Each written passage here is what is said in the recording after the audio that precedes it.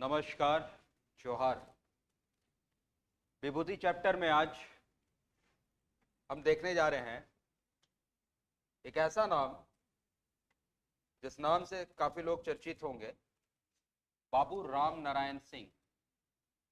इनके विषय में अब सब छोटा छोटा है, थोड़ा थोड़ा हम लोग जान ले। इनके विषय में जान लेते हैं। बाबू राम नारायण सिंह एक ऐसे व्यक्ति जो पेशे से वकील रहे।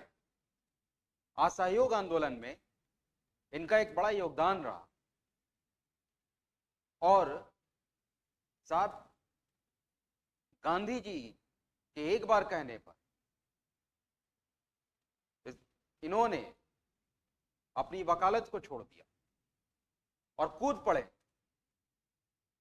देश की स्वतंत्रता के लिए, जो आह्वान भरा गया। इनके विषय में कुछ हम ऐसे नॉर्मल मोटा मोटा चीज जान लेते हैं कि क्या है। बाबू राम नारायण सिंह, इनका जन्म चतरा जिले के तेतरिया गांव, हंटरगंज प्रखंड, ठीक है, क्लियर है, दिख रहा है, हंटरगंज प्रखंड तेतरिया गांव में कब हुआ? 19 दिसंबर 1884। ये कुछ चीजें ऐसी हैं जैसे आपको ये पता होनी चाहिए। जब विशेषता ये देखिए लिखा है ना, वकीलों और छात्रों से महात्मा गांधी जी ने सक्रिय सहयोग के लिए कौन सा आंदोलन था? असहयोग आंदोलन के काल में अपील की, तो उन्होंने वकालत छोड़कर इस आंदोलन में सहयोग दिया, ठीक है। और बाद में ये लोकसभा में भी गए। इनकी एक बड़ी चर्चित पुस्तक स्वराज लूट गया, कभी मौका मिले तो जरूर पढ़िएगा। तो ये उस आता है ना लेखक शीर्षक पे, तो उस पे भी आ सकता है, कहीं से भी प्रश्न बने, ठीक है। अब आ गया कि भाई स्वराज लूट गया, इस पुस्तक के रचयिता कौन है? लीजिए साहब, अब किसी ने कहा कि सर आप पढ़ाए हो विभूति से तो कुछ मजा समझ में नहीं आया। देखिए पॉइंट ऐसे ही निकलता है, पॉइंट निकला। अब उस पे क्या है? स्वराज लूट गया। भाई ये स्वराज लूट गया, ये पुस्तक किसकी है? तो बाबू राम नारायण सिंह, आपको ऐसे याद रहेगा। दूसरी बड़ी चीज कि 1942 के भारत छोड़ो आंदोलन के समय हजारीबाग के केंद्रीय जेल में भेज दिए गए थे।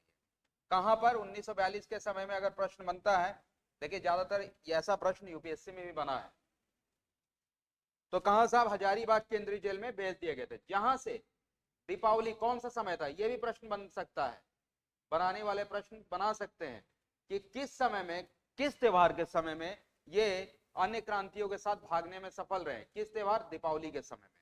कहां से? हजारीबाग केंद्रीय जेल में। कब की घटना थी साहब? 1942, ठीक है। इनकी चर्चित पुस्तक स्वराज लूट गया। जन्म 19 दिसंबर 1884, तेतरिया गांव, हंटरगंज और चतरा जिले में, ठीक है, क्लियर है, चतरा जिले में। किस आंदोलन के समय गांधी जी ने इनसे मदद मांगा था? असहयोग आंदोलन के समय में। यहां तक क्लियर है? आइए हम जल्दी जल्दी एक और भी देखें बाबूलाल मरांडी जी के विषय में। बाबूलाल मरांडी जी के विषय में सारे लोग जानते होंगे, झारखंड विकास मोर्चा पार्टी के संस्थापक भी रहे हैं।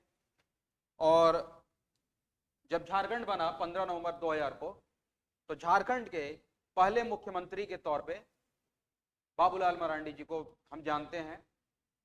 और उनके मुख्यमंत्री काल में उन्होंने बहुत सारे काम किए समाज के लिए, जनता के लिए। तो आपको यह भी पता होना चाहिए बाबूलाल मरांडी जी के विषय में अगर प्रश्न बनता है कि बाबूलाल मरांडी जी कौन है, का संबंध है, तो पता होना चाहिए राजनीति से, है ना।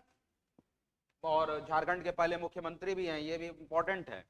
तो ये पता होना चाहिए कि हाँ साहब ये पहले मुख्यमंत्री कौन थे। आता है ना चैप्टर में पढ़ते हैं कि पहले मुख्यमंत्री, राज्यपाल, है ना, ये सब। देखिए यशवंत सिन्हा साहब, ये जो है ये भी एक राजनेता के साथ एक अर्थशास्त्री के रूप में भी हम इनको याद कर सकते हैं, ठीक है। और विदेश मंत्री के रूप में ये कार्यरत रहे। केंद्र में वित्त मंत्री के रूप में इनका रहा। सिन्हा जी एक अक्षर शास्त्री भी हैं। उनकी जीवन गाथा द्रोह काल के पार्थिव, वर्ष 2013। ये देखिए, ये जो है ना जीवन गाथा, जो द्रोह काल के पथिक, सॉरी मैंने गलत बोल दिया था, द्रोह काल के पथिक, ये वर्ष 2013 में प्रकाशित हुई है। तो ये क्लियर हो गया यहाँ तक कि साहब यशवंत सिन्हा जी के विषय में भी हम जान गए कि वित्त मंत्री रहे, विदेश में रहे, विदेश मंत्री, द्रोह काल के पथिक जो पुस्तक है ये प्रकाशित हुई इन पे। अब्दुल बारी जी छोटा छोटा है, देख लेते हैं। 1936 में टाटा वर्कर्स यूनियन का नेतृत्व करने वाले मजदूर नेता अब्दुल बारी जी का 28 मार्च 1947 को पटना में हत्या कर दी गई थी।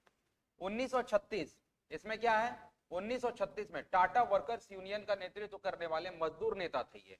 ये क्लियर हो गया आगे कि मजदूर नेता थे कौन, अब्दुल बारी साहब, ठीक है। और इनकी हत्या का है 28 मार्च 1947। एक्चुअल में क्या है, देखिए ये टाटा वर्कर्स मैं आपको पढ़ाऊंगा बीच में। एक्चुअल में क्या है कि विभूति जो है चैप्टर बहुत लंबा है, तो अगर क्लास लेने लगे तो कम से कम आप मान के चलिए कि अगर बहुत बड़ा बड़ा मतलब मोटा मोटा मैं आपको बता दे रहा हूँ कि जहां से प्रश्न बनेंगे तो उसपे क्या है कि आपको पता होना चाहिए कि हाँ ये व्यक्ति इसमें रहे, ऐसे है, ठीक है, उनका संबंध इनसे है। देखिए सैयद साहबुद्दीन जी, इनके विषय में थोड़ा देख ले। सैयद साहबुद्दीन जी साहब, इनका जन्म 4 नवंबर 1935 को रांची में हुआ था। 56 से 58 तक पटना विश्वविद्यालय में लेक्चरर के पद पर कार्य किए। इन पॉइंट को आपको ध्यान इसलिए देना है क्योंकि जब आप 110 प्रश्न जेपीएससी में 100 सेकेंड पेपर से, फर्स्ट पेपर से 10, तो 110 प्रश्न में पॉइंट, छोटा छोटा पॉइंट से प्रश्न बन फंसेगा। तो टारगेट फिक्स रखिएगा। एक टारगेट अगर आप रखते हैं कि मैं 40 क्वेश्चन पास कर लूंगा, तो लाइफ में टारगेट हमेशा बड़ा रखिए कि 40 है, मैं इतना तो मैं जानता ही हूं, इससे ज्यादा मैं करूंगा।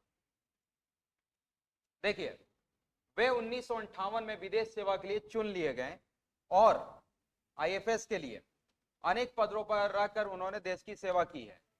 सैयद साहबुद्दीन, ऐसा नहीं सोच लीजिएगा कि अभी बिहार इलेक्शन चल रहा है तो साहबुद्दीन का बेटा ओसामा खड़ा है तो आप ये राजनेता वाला मत समझ लीजिएगा, ये ऑफिसर थे साहब, ठीक है।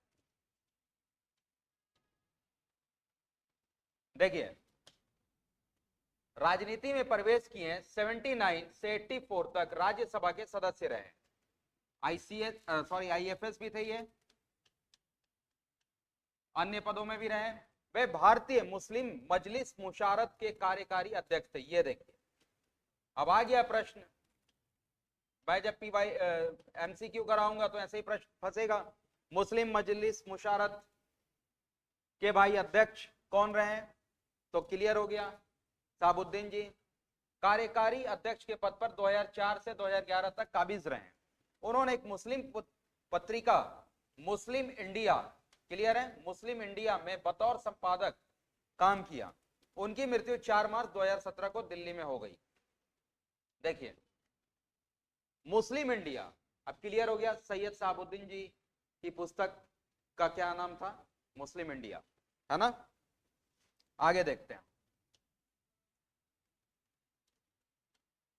वरुण उरांव जी, ये कौन है साहब। वरुण उरांव जी के विषय में भी थोड़ा हम देख लें क्योंकि ये भी एक इंपॉर्टेंट है। 29 अक्टूबर 1989 को जमशेदपुर में, कहां पे, जमशेदपुर में, वरुण उरांव जी भारत के अंतरराष्ट्रीय क्रिकेट खिलाड़ी, ठीक है। इंडियन प्रीमियर लीग में वह दिल्ली डेयर डेविल्स, कहां से, डेयर डेविल्स के लिए खेलते हैं। क्योंकि देखिए नीचे ही देख लिए होंगे आप लोग, महेंद्र सिंह धोनी है साहब, ठीक है। 1989 को जमशेदपुर में जब वरुण उरांव भारत के अंतरराष्ट्रीय क्रिकेट खिलाड़ी हैं, इंडियन प्रीमियर लीग में वह दिल्ली डेयरडेविल्स के लिए खेलते हैं। पहले वह कोलकाता से नाइट राइडर्स के लिए भी खेल चुके हैं, जबकि ये घरेलू क्रिकेट झारखंड के लिए खेलते हैं। दाहिने हाथ के बल्लेबाज वरुण का अंतरराष्ट्रीय क्रिकेट का पदार्पण अक्टूबर 2011 में हुआ था। देखिए खेल जगत से जो प्रश्न आते हैं, तो कभी कभी जब मिलान उलान का प्रश्न आ जाता है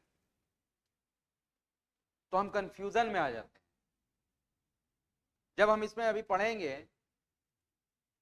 कि दीपिका जी के विषय में, वो भी विभूति है, तो आपको पता होना चाहिए। और बाकी तो देखिए, जो खेल जगत का न्यूज देखते होते हैं उनको ऐसे पता ही रहता है। आइए आगे देखते हैं साहब। एक बहुत बड़ा नाम, महेंद्र सिंह धोनी जी, इनके विषय में कौन नहीं जानता है। जिस इंसान को पद्म भूषण मिल गया है, पद्मश्री, राजीव गांधी खेल रत्न पुरस्कार, ठीक है साहब, यह नाम अपने आप में एक ब्रांड है। बोलते हैं ना कि नाम तो माँ पिताजी देते हैं, और उस नाम को वास्तविक रूप में नाम बनाना खुद का काम होता है। तो ये नाम अपने आप में एक ब्रांड है। इस ब्रांड को कोई ऐसा नहीं कि नहीं जानता हो। अगर इनके विषय में पढ़ने लग जाए, इन पर मूवी बनी है, उम्मीद करता सबने देखा होगा। एक ऐसे विकेट कीपर के साथ एक ऐसे बल्लेबाज जिनकी कप्तानी में हमने वर्ल्ड कप जीता। और सबसे बड़ा चीज कि शांत दिमाग से, विपरीत परिस्थितियों में जब व्यक्ति शांत दिमाग से किसी कार्य को करता है तो वो कार्य सही ढंग के, एक सही दिशा निर्देश पे जाता है। सिर्फ आप एक क्रिकेट का आनंद मत देखिए, तथ्य खोजिए, उसमें देखिए कि वो जो सिचुएशन था, उस सिचुएशन में किस तरीके से उन्होंने काम किया, कूल माइंड हो। इसलिए इनका नाम भी कूल कैप्टन कहा गया।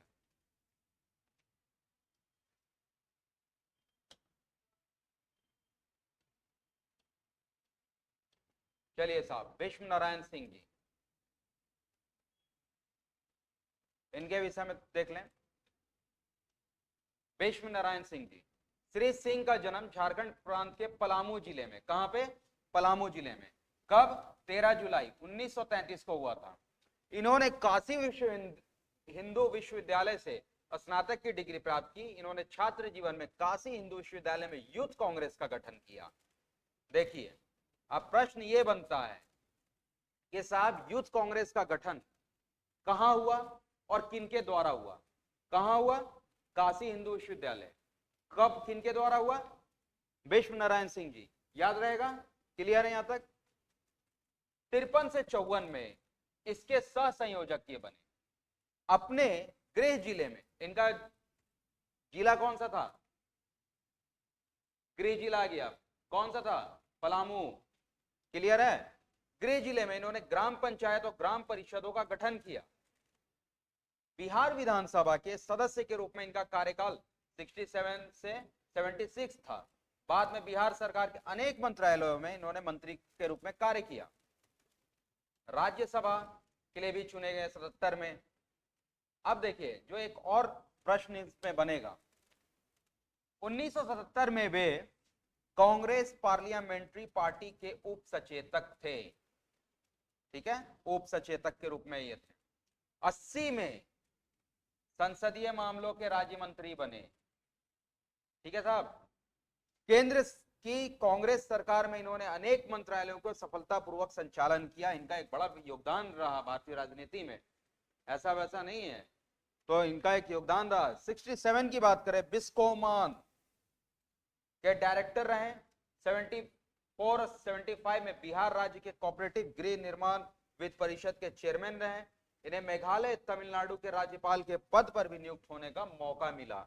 आप सोचिए कि यह नाम कितना बड़ा नाम है साहब। पलामू जिले में एक व्यक्ति 1933 को जिनका जन्म हुआ, इन्होंने कितनी सेवाएं दी। और आप सोचिए, अपने ही गृह जिले में ग्राम पंचायत और ग्राम परिषदों का गठन किया।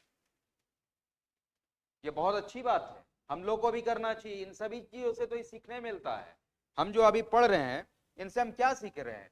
इनसे सिर्फ हम ऐसा थोड़ी है कि सीख रहे साहब कि बस कि इनकी उपलब्धियों के साथ इनकी अच्छाइयों को सीखिए। ठीक है। आइए साहब हम आगे देखें सिमोन ओरांव जी के विषय में। ये भी नाम क्यों फेमस है? रांची जिले के अंतर्गत बेड़ो का निवासी सिमोन ओरांव ने अनपढ़ होते हुए भी अपनी सूझबूझ की बदौलत अपने गांव सहित आसपास के गांवों की भी काया पलट दी।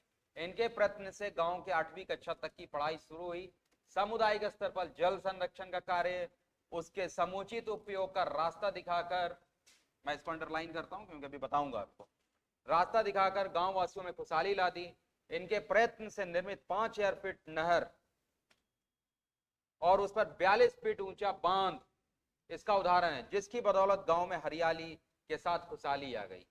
इनके कार्य से प्रभावित होकर कैम्ब्रिज विश्वविद्यालय की एक छात्रा ने how to practically conserve the forest in Jharkhand, how to practically conserve the forest in Jharkhand पर शोध कर डॉक्टरेट की उपाधि प्राप्त की।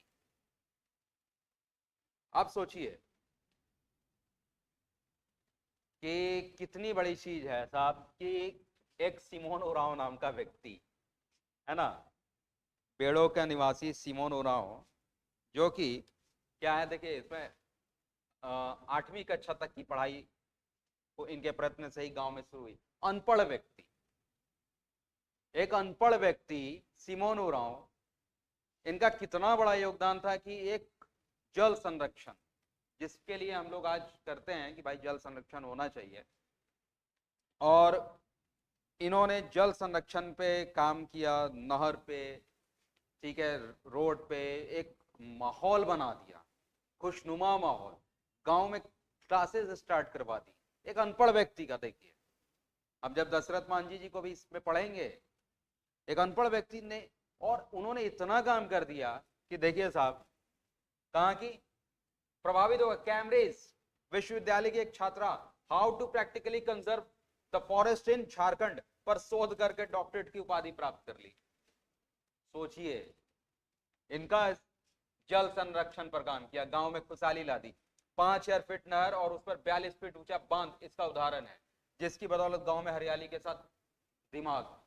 और आपको पता है सिमोन ओरांव जी के नाम, इनकी ही कहानी पे एक मूवी बनी है साउथ में, मुझे एग्जैक्ट याद नहीं आ रहा नाम, वो सिनेमा जो है इनसे प्रभावित होकर है, आप देखिएगा, शायद बहुत लोगों ने देखा होगा। और इनसे प्रभावित होकर, मगर उस पर लिखा नहीं इनसे प्रभावित होकर, उन लोगों ने कॉपी मारा इनके जीवन को, और इस तरीके से एक बड़ा योगदान रहा है इनका। तो इसलिए साहब हमेशा याद रखिए कि हम जो भी पढ़ते हैं उसको अच्छे ढंग से पढ़ें, रुचिकर होकर पढ़ें, तो हमें कुछ सीखने मिलेगा।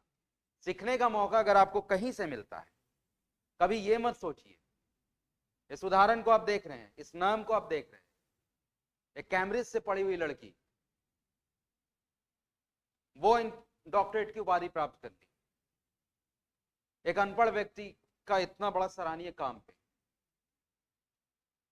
तो आप किसी भी चीज को पढ़ें, रुचि लेकर पढ़ें।